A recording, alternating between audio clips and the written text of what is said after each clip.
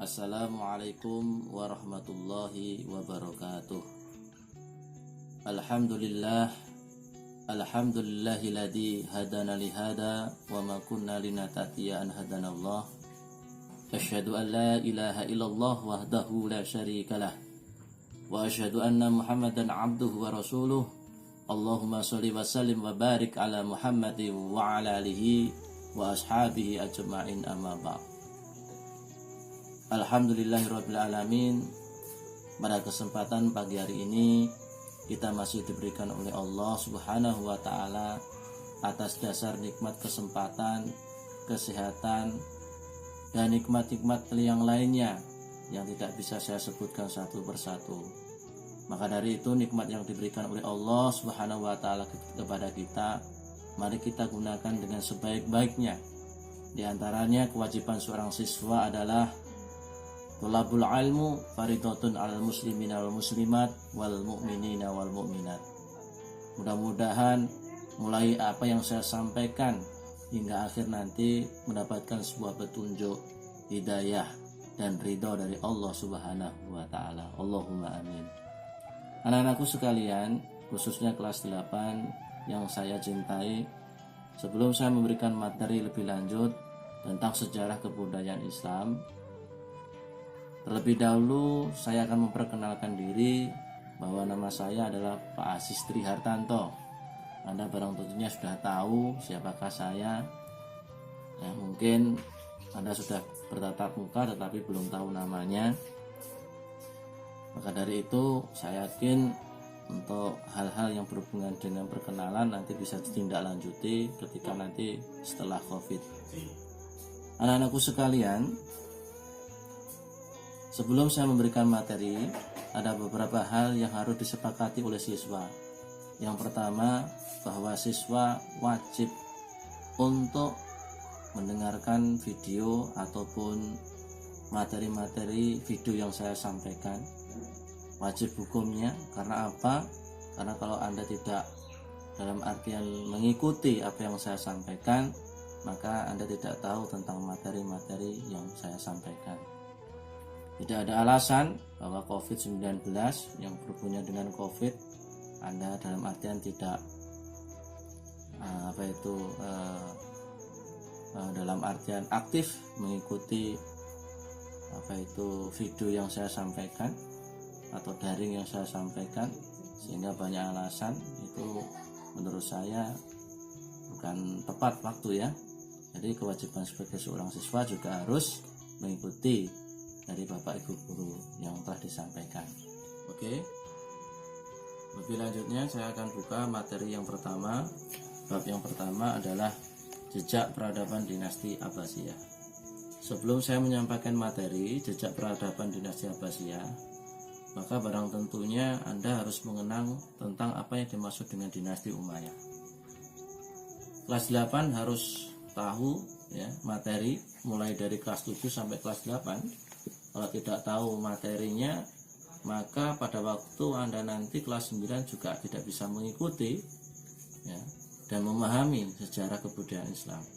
Jadi bab per bab dari mulai kelas 7 sampai kelas 9 nanti Anda harus paham. Kalau kelas 7 kemarin yang berhubungan dengan ketauhidan atau yang berhubungan dengan masa jahiliyah, Anda juga harus paham. Setelah bab ketauhidan diantaranya adalah yang berhubungan dengan dakwah Nabi Muhammad SAW, baik itu secara sembunyi maupun terang-terangan, baik itu di Mekah maupun Madinah. Kemudian materi berikutnya diantaranya adalah Khulafa Rasyidin. Siapa Khulafa Rasyidin? Ya, itu bisa dipelajari, jangan sampai lupa nanti. Ya, nanti estafet juga, ya, jangan sampai lupa. Kemudian setelah Khulafa Rasyidin maka menginjak ke dinasti Umayyah. Maka materi kelas 7 itu terakhir adalah masa dinasti Abbasiyah. Oke, ini adalah masuk ke kelas 8, maka Anda harus paham tentang jejak peradaban dinasti Abbasiyah. Tahukah kalian bahwa dinasti Umayyah yang dirintis oleh Muawiyah bin Abu Sofyan ini adalah pertama kali merintis dari dinasti Umayyah ya, pada tahun 41 Hijriah sampai 661 Masehi. dan dilanjutkan oleh generasi keturunannya mengalami pasang surut. Pada awalnya didirikannya banyak keberhasilan yang dicapai selama masa pemerintahan Muawiyah bin Abu Sufyan.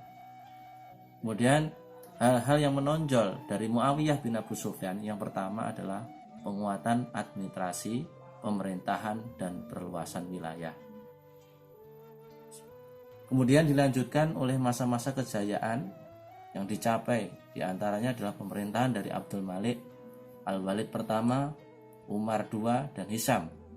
Di antaranya adalah bidang politik, militer, ekonomi, budaya, sastra, dan ilmu pengetahuan. Namun dalam perkembangannya kemudian berbagai kesuksesan dan besaran yang telah diraih oleh dinasti Umayyah mengalami kemunduran, bahkan memasuki masa kehancuran. Antara lain diantaranya adalah akibat kelemahan-kelemahan di dalam negeri dan semakin kuatnya tekanan dari pihak luar. Untuk mengetahui bagaimana proses tersebut terjadi, berikut uraiannya.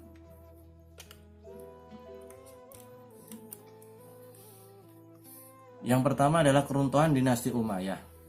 Keruntuhan dinasti Umayyah berjaya, jadi saya menerangkan lebih dahulu tentang biografi, yaitu keruntuhan dinasti Umayyah. Saya ulangi lagi, bahwa dinasti Umayyah berjaya kurang lebih 90 tahun, 661-750 Masehi.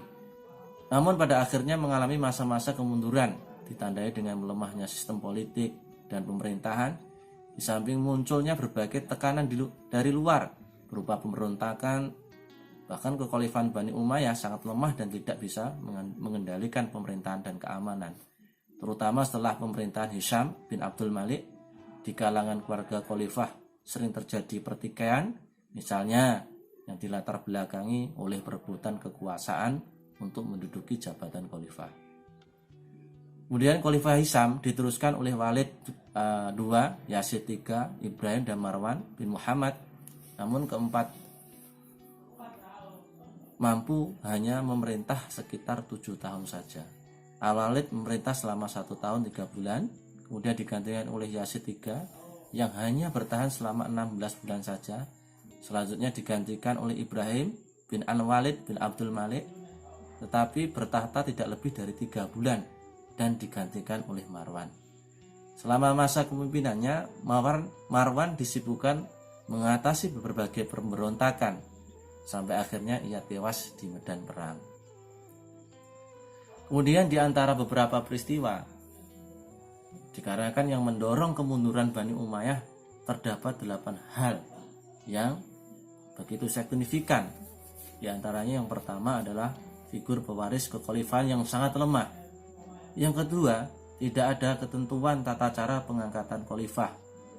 Yang ketiga, pemindahan ibu kota dari Madinah ke Damaskus yang merupakan bekas ibu kota kerajaan Bizantium. Yang keempat, para ulama merasakan kecewa terhadap para penguasa. Kemudian yang kelima, pertentangan yang sudah lama terjadi antara suku Arab Utara disebut dengan Arab Quraisy atau Mudariyah yang menempati Irak, dengan Arab Selatan yang disebut dengan Yamani atau Himyariyah yang mendiami wilayah Suriah mencapai puncaknya.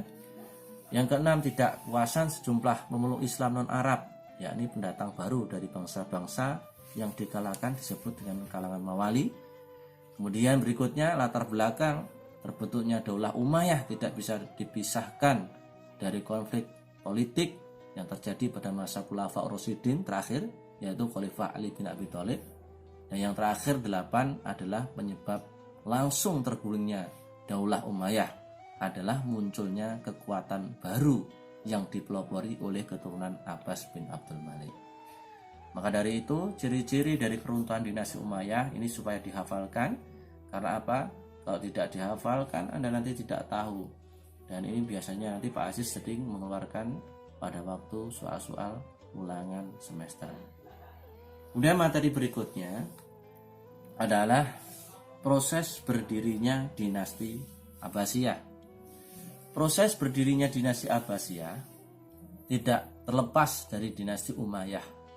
Apapun yang terjadi, bahwa dinasti Umayyah itu awal dari berdirinya dinasti Abbasiyah. Tanpa adanya dinasti Abbasiyah, tanpa adanya dinasti Umayyah, maka dinasti Abbasiyah tidak akan bisa berkembang ataupun berdiri. Dinasti Umayyah dilatar belakangi pemikiran tentang siapa yang berhak memimpin setelah Rasulullah meninggal, Bani Hashim atau yang dimaksud dengan kaum Alawiyun. Sebagai keturunan Rasulullah pernah mengupakan hal tersebut. Terdapat 3 kota utama yang mengalahkan dinasti Umayyah berhak memimpin setelah Rasulullah meninggal, yaitu Bani Hashim atau yang disebut dengan kaum Alawiyun. Sebagai keturunan Rasulullah pernah mengemukakan hal tersebut. Terdapat 3 kota utama yang menjadi pusat kegiatan, yaitu kota Al-Umayyah sebagai pusat perencanaan, kota Kufah sebagai kota penghubung, dan kota Khurasan sebagai kota atau kota gerakan langsung di lapangan. Saya lanjutkan, ya, nanti bisa dibaca di buku paket lebih lanjutnya. Kemudian para keluarga Abbas melakukan berbagai strategi dan persiapan di ketiga tersebut. Salah satunya dengan mempropaganda bahwa orang-orang Abbasiyah lebih berhak daripada Bani Umayyah atas kekhalifahan Islam. Mereka adalah keturunan dari Bani Hashim yang nasabnya lebih dekat dengan Nabi Muhammad SAW. Pemimpin gerakan ini adalah Imam Muhammad bin Ali, salah satu seorang keluarga Abbasiyah yang tinggal di Umayyah. Muhammad bin Ali tidak menonjolkan nama Bani Abbasiyah, melainkan menggunakan nama Bani Hashim untuk menghindari perpecahan dengan kelompok Syiah. Kemudian, di antaranya awal berdirinya dinasti Abbasiyah dalam hal yang berhubungan dengan dinasti Abbasiyah terjadi propaganda yang begitu luar biasa, ya, di dalam pemerintahan atau masa dinasti Abbasiyah. Kemudian untuk melakukan berbagai propaganda diangkatlah 12 propagandis yang tersebar di berbagai wilayah seperti di Khurasan, Kufah, Irak, dan Mekah. Di antara propagandis yang terkenal adalah Abu Muslim Al-Khurasani, yaitu seorang tokoh masyarakat di Khurasan yang merasa dirugikan semasa dinasti Umayyah. Kemudian gerakan dan propaganda yang dimotori oleh Muhammad bin Ali mendapat sambutan yang luar biasa dan tanggapan positif dari masyarakat, begitu juga dari golongan Mawali. Akhirnya dinasti Umayyah mengalami kekalahan total dalam pertempuran. Khalifah Marwan II bersama 120.000 tentaranya yang berusaha bertahan dengan menyeberangi sungai Tigris menuju Zabhulu atau Zab besar, berhasil dikalahkan oleh gerakan kelompok Bani Hashim. Kemudian Khalifah Marwan II tewas dalam pertempuran di Busir atau wilayah Al-Fayyum tahun 132 Hijriah atau 750 Masehi. Kematian Khalifah Marwan II menjadi akhir dari runtuhnya dinasti Umayyah sekaligus menjadi awal berdirinya dinasti Abbasiyah. Pasti di sini dalam artian tidak menyebutkan salah satu ya secara mendetail karena keterbatasan media dan waktu. Maka dari itu kemarin sudah saya share buku paket ya yang berhubungan dengan buku dari Departemen Agama, nanti silakan dibaca dan dipahami lagi. Kemudian saya teruskan lagi yang berhubungan dengan proses pembentukan dinasti Abbasiyah. Yang kedua adalah Abu Abbas As-Saffah, tokoh pendiri. Siapakah Abu Abbas As-Saffah? Abu Abbas As-Saffah adalah nama lengkap Abdul Abbas As-Saffah, adalah Abdul bin Muhammad bin Ali bin Abdul Thalib. Saya ulangi, bahwa Abu As-Saffah adalah Abdullah bin Muhammad bin Ali bin Abdullah bin Abbas, dilahirkan di Hamimah pada tahun 104 Hijriah. Pemimpin gerakan Abbasiyah dilahirkan dari seorang ibu bernama Rabetah binti Abaidullah Al-Harisi, ya. Sedangkan ayahnya bernama Muhammad bin Ali yang mendapat gelar As-Saffah yang berarti pengalir darah dan pengancam siapa saja yang membangkang pihak yang menentang. Ini supaya dihafalkan. Nanti biasanya saya mengeluarkan soal-soal dari pertanyaan-pertanyaan seperti ini ya. Tolong difahami betul-betul. Saya lanjutkan bahwa Abul Abbas adalah seorang yang bermoral tinggi dan memiliki kesetiaan. Beliau disegani dan dihormati oleh kerabat-kerabatnya. Ia memiliki pengetahuan yang luas, ya, pemalu budi pekerti yang baik dan dermawan. Tanggal 3 Rabiul Awal 132 Hijriah, ia dibaiat menjadi khalifah pertama dinasti Abbasiyah yang berpusat di Kufah. Hanya saja 2 tahun kemudian atau tahun 134 Hijriah, pusat pemerintahan dipindahkan dari Kufah ke daerah antar kota kuno Persia. Kemudian semasa pemerintahannya, Abdul Abbas tidak banyak melakukan perluasan wilayah, tetapi lebih memilih memperkuat pemerintahan dalam negeri.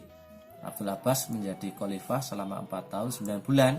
Ia wafat dalam usia 33 tahun di kota Ambar bulan Zulhijjah tahun 136 Hijriah atau 753 Masehi.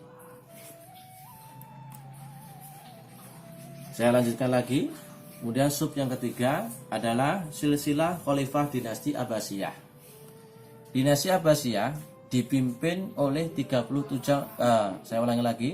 Dinasti Abbasiyah dipimpin oleh 37 orang khalifah selama 5,5 abad, yaitu pada tahun 132 656 Hijriah sampai 750 atau 1258 Masehi. Berkuasa. Yang pertama diantaranya dari silsilah khalifah dinasti Abbasiyah dibagi menjadi 3. Yang pertama adalah dari Bani Abbas, kemudian yang kedua dari Bani Buwaihi, dan yang ketiga dari Bani Saljuk. Nama-nama dari Bani Abbas atau silsilah dari Bani Abbas, yang pertama ada 19, ya. Kalau tidak salah nanti ada 19 ya di sini dari Bani Abbas ya. Yang pertama adalah nanti dihafalkan ya, biasanya nanti akan saya keluarkan, harus urut ya, difahami betul-betul, dibaca ya, harus hafal. Jadi silsilah khalifah dinasti Abbasiyah dibagi menjadi 3, dari Bani Abbas, dari Bani Buwaihi, dan dari Bani Saljuk. Dari Bani Abbas yang pertama adalah Abu Abbas As-Saffah, yang kedua Abu Ja'far Al-Mansur, yang ketiga Al-Mahdi, 4 Musa Al-Hadi, 5 Harun Ar-Rasyid, 6 Al-Amin, 7 Al-Ma'mun, 8 adalah Al-Muta'asim Billah, ke-9 adalah Al-Wasib Billah, yang 10 Al-Mutakawakil ala Allah, 11 Al-Muntasir Billah, 12 Al-Musta'in Billah, 13 Al-Mutas Billah, 14 Al-Muhtadi Billah, 15 Al-Mu'tamad Al-Allah, 16 Al-Muqtada Billah, yang 17 Al-Muqtafi Billah, 18 Al-Muqtadir Billah, kemudian yang 19 adalah Al-Qaim bi Amrillah. Ini ada 19. Sebenarnya ada 18 ya, ini Al-Muqtafi Billah yang terakhir. Kemudian saya lanjutkan dari Bani Saljuk. Di antaranya adalah yang pertama dari Bani Saljuk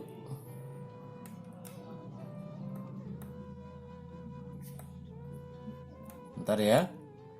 Kemudian dari Bani Saljuk Al-Muqtadi bi Amrillah, Al-Mustadir Billah, Al-Mutarsyid Billah, Ar-Rasyid Billah, Al-Muqtafi li Amrillah, Al-Mustanjid Billah, Al-Mustadi'u bi Amrillah, An-Nasir lidinillah, Az-Zahir bi Amrillah ya. Kemudian An-Nasir lidinillah, Az-Zahir bi Amrillah, Al-Muntasir Billah, Al-Muqtasim Billah ya. Ini dari Bani Saljuk. Kemudian dari Bani Buwaihi ya, tidak saya tulis tetapi bisa dibaca di buku paket, tolong didengarkan ya. Dari Bani Buwaihi diantaranya adalah Al-Khadir Billah, Ar-Rati Billah, Al-Mutaqilillah, Al-Musaktafi Allah, Al-Mu'tilillah, Al-Ta'ilillah, Al-Khadir Billah, Al-Qaim bi Amrillah ya, jadi harus dihafalkan ya. Jadi harus difahami betul-betul. Jangan sampai silsilah Khalifah dinasti Abbasiyah ini tidak hafal. Jadi silsilah Khalifah dinasti Abbasiyah dibagi menjadi 3. Saya ulangi lagi, dari Bani Abbas, dari Bani Buwaihi, dan dari Bani Saljuk. Saya yakin bisa ya? Oke, saya teruskan. Kemudian menurut para sejarawan, masa pemerintahan dinasti Abbasiyah dibagi menjadi 4. Yang pertama adalah masa Abbasiyah pertama, yaitu semenjak lahirnya Daulah Abbasiyah, ya, atau yang dimaksud dengan periode ini sering disebut pengaruh Persia pertama. Yang kedua, masa Abbasiyah kedua, yaitu mulai Khalifah Al-Mutawakkil, ya, sampai berdirinya Daulah Buayyah, disebut masa pengaruh Turki pertama. Yang ketiga, masa Abbasiyah ketiga, berdirinya Daulah Buayyah, yang dimaksud, ya, periode masa pengaruh Persia kedua.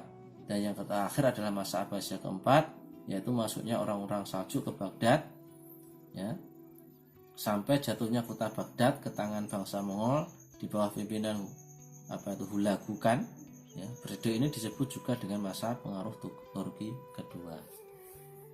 Lanjut ya.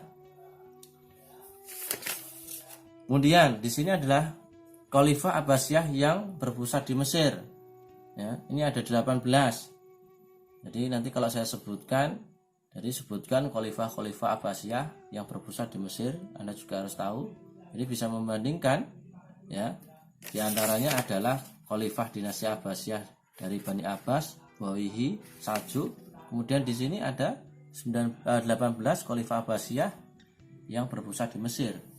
Yang pertama adalah Al-Muntasir Billah, kedua Al-Hakim bi Amrillah 1, Al-Mustaqfi Billah 1, Al-Wasik Billah 1, Al-Hakim bi Amrillah 2, Al-Mu'tadid Billah 1, Al-Mutawakkil ala Allah 1, Al-Wasir Billah 2, Al-Mu'tasim, Al-Mutawakkil ala Allah 2, Al-Musta'in Billah, Al-Mutadid Billah 2, Al-Mustaqfi Billah 2, Al-Qaim bi Amrillah, Al-Mustanjid Billah, Al-Mutawakkil ala Allah, Al-Mutamasyi billah, Al-Mutawakkil ala Allah.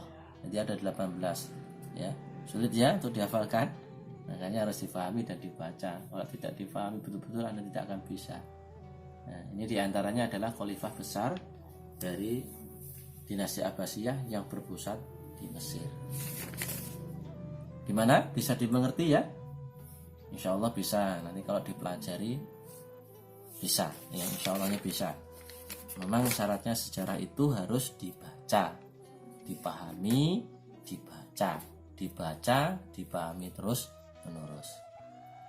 Saya lanjutkan. Masa kepemimpinan Bani Abbasiyah yang berpusat di Mesir berakhir pada tahun 918 Hijriah. Khalifah Abbasiyah terakhir bernama Al-Mutawakkil ala Allah. Ketiga ya. Ia turun tahta dan menyerahkan kekuasaan kepada Sultan Salim atau kekhalifahan Utsmani di Turki. Oke, materi berikutnya sub yang terakhir adalah khalifah besar dinasti Abbasiyah. Khalifah besar dinasti Abbasiyah, dari 37 khalifah dinasti Abbasiyah terdapat beberapa orang khalifah yang terkenal. Ya. Di antaranya bahwa khalifah yang terkenal merupakan periode keemasan peradaban Islam. Para khalifah agung tersebut dikenal sebagai penguasa yang adil, bijaksana, juga memiliki perhatian dan kecintaan yang kuat terhadap ilmu pengetahuan. Akan tetapi nanti saya sebutkan ada 3 diantaranya khalifah besar dinasti Abbasiyah yang sangat terkenal. Cuma Pak Aziz nanti hanya menyampaikan batasan-batasan saja, dan nanti lebih lanjutnya dibaca, difahami ya. Kemarin sudah saya berikan buku paket, sudah saya share, Anda tinggal membaca berulang-ulang dan memahami. Yang pertama, khalifah besar dinasti Abbasiyah adalah Khalifah Abu Ja'far Al-Mansur. Khalifah Abu Ja'far Al-Mansur, ya, di antaranya adalah 136, 158 Hijriah sampai 754, 775 Masehi. Ini adalah pertama kali pendiri di kota Baghdad. Adapun kelebihan-kelebihan dari Khalifah Abu Ja'far Al-Mansur atau hasil-hasil karyanya nanti bisa dibaca. Hanya Pak Aziz di sini hanya menyingkat beberapa hal ya, atau rangkuman yang berhubungan dengan Khalifah Abu Ja'far Al-Mansur. Yang pertama adalah biografi singkat dari Abu Ja'far Al-Mansur. Bahwa Abu Ja'far Al-Mansur bin Muhammad Al-Mansur adalah khalifah kedua dari Bani Abbasiyah, putra dari Muhammad bin Ali bin Abdullah. Ya, itu diantaranya adalah biografi singkat. Nanti bisa dipelajari lagi di buku paket. Kemudian yang kedua, bahwa Khalifah Abu Ja'far Al-Mansur memiliki sebuah kelebihan-kelebihan atau memiliki sebuah hal-hal yang sangat positif pada waktu masa kekhalifahannya. Di antaranya adalah kebijakan dalam pemerintahan. Kemudian yang ketiga, mendirikan kota Baghdad, dan yang keempat adalah membangun ilmu pengetahuan. Tolong ya, nanti dibaca lagi, ini hanya batasan-batasan saja. Kemudian khalifah besar dinasti Abbasiyah yang kedua adalah Khalifah Harun Ar-Rasyid 786-809 Masehi, pemimpin bijaksana dan peletak dasar pemerintahan modern. Yang pertama diantaranya adalah biografi singkatnya. Siapakah yang dimaksud dengan Khalifah Harun Ar-Rasyid? Ya, bahwa Harun Ar-Rasyid di sini dilahirkan di bulan Februari, khususnya ayahnya bernama Al-Mahdi dan ibunya bernama Kaizuran. Ya, ini biografinya. Tetapi saya hanya memberikan batasan-batasan, nanti dipahami dan dibaca lagi. Yang kedua, kelebihannya adalah kepribadian Harun Ar-Rasyid yang sangat mulia, tegas, mengendalikan ekonomi, tidak emosional, ya, berperasaan halus dan toleran. Dan yang ketiga, mempunyai perhatian dan melihat besar terhadap ilmu pengetahuan dan kebudayaan. Kemudian yang terakhir adalah kebijakan dan kecakapannya dalam memimpin mampu membawa negara dalam situasi aman, damai, dan tentram. Itu diantaranya adalah kelebihan dari Khalifah Harun Ar-Rasyid. Kemudian yang ketiga adalah Khalifah Abdul Al-Ma'mun 786-833 Masehi, Khalifah pembaharu ilmu pengetahuan. Ya, ini disebut dengan Khalifah pembaharu atau ilmu pengetahuan. Ya. Bahwa Harun Ar-Rasyid ini adalah Khalifah pembaharu ilmu pengetahuan. Yang pertama adalah biografi singkat dari Khalifah Abdullah bin Ma'mun. Abdullah bin Harun Ar-Rasyid atau yang dimaksud dengan Abdullah bin Ma'mun dikenal dengan panggilan Al-Ma'mun, dilahirkan pada tanggal 15 Rabiul Awal, bertepatan dengan hari wafat kakeknya Musa Al-Hadi. Ibunya bernama Murajil, bekas seorang budak yang dinikahi ayahnya, namun meninggal setelah melahirkannya. Al-Ma'mun termasuk anak yang jenius, ya, sebelum usia 5 tahun. Itu diantaranya adalah biografi singkat dari Khalifah Abdul Al-Ma'mun. Nanti lebih jelasnya bisa dibaca sendiri. Kemudian kelebihannya diantaranya adalah bidang pertanian dan perdagangan. Ini sangat mahir nih Khalifah Abdul Al-Ma'mun. Kemudian yang ketiga adalah bidang pendidikan, dan yang terakhir adalah perluasan daerah Islam dan penertiban administrasi negara. Nah, bahwa di sini khalifah-khalifah besar dinasti Abbasiyah, mulai dari Khalifah Abu Ja'far Al-Mansur, Khalifah Harun Ar-Rasyid, kemudian Khalifah Abdullah Al-Ma'mun, sudah saya jelaskan, ya, walaupun tidak secara mendetail karena keterbatasan yang berhubungan dengan satu media, yang kedua durasi, ya. Nanti kalau saya menjelaskan terlalu banyak, nanti anak-anak juga merasa jenuh, ya. Nanti bisa langsung dibaca, kemudian dipahami berulang-ulang kali, ya. Sehingga nanti apa yang saya sampaikan dan Anda baca, nanti Anda bisa memahami secara baik. Mungkin itu saja. Ada yang ditanyakan? Jelas tidak mungkin, ya. Karena apa? Keterbatasan tadi. Oke ya, ini bab 1 sudah selesai. Untuk minggu ini diantaranya tugasnya membaca dan memahami. Nanti untuk minggu depan saya akan berikan tugas yang berhubungan dengan soal-soal ulangan harian, khususnya untuk bab 1. Ya. Tolong dibaca dan dipahami. Jangan sampai copy paste ataupun tanya kepada teman. Ya. Kalau seperti itu nanti Anda tidak akan paham terhadap pelajaran SKI. Mungkin itu saja yang dapat saya sampaikan. Mudah-mudahan bisa mengerti, ya, dan paham dengan maksud yang saya sampaikan. Terima kasih. Kurang lebihnya mohon maaf. Akhirul kalam. Assalamualaikum warahmatullahi wabarakatuh.